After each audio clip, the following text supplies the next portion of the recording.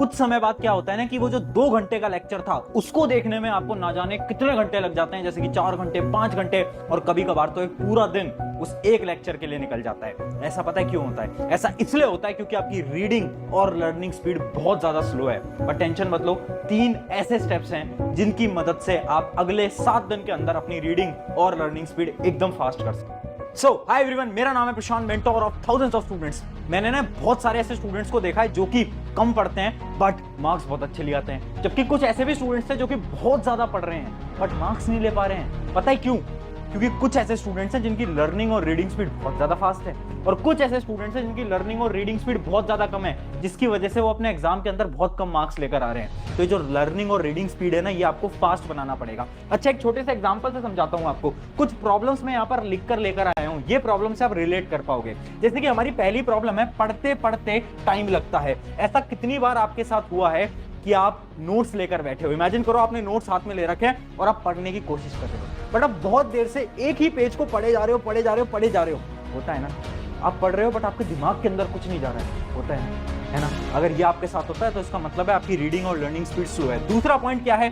Focus नहीं रहता। ऐसा बहुत बार होता है ना कि हमारा फोकस इधर उधर घूमने लगता है, पढ़ने बैठे थे फोकस यहाँ वहां चला जाता है। और तीसरा और इंपॉर्टेंट चीज, लेक्चर देखने में टाइम लगता है। ना जाने कितने ऐसे स्टूडेंट्स हैं जो कि लेक्चर ओपन करते हैं, 2 घंटे का लेक्चर है, 2x स्पीड पर देखते हैं या फिर 1.5x स्पीड पे देखते हैं और उस 2 घंटे का लेक्चर को खत्म करने में भी वो कभी कभार तो एक पूरा दिन ले लेते हैं।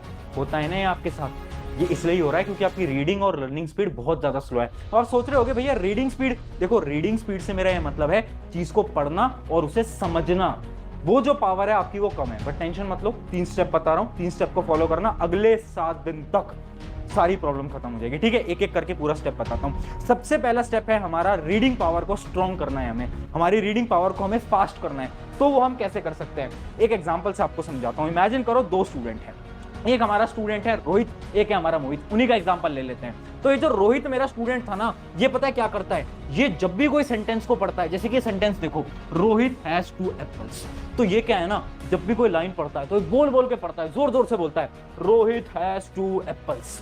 जबकि मोहित जो कि स्मार्ट था, वो पता है क्या करता है?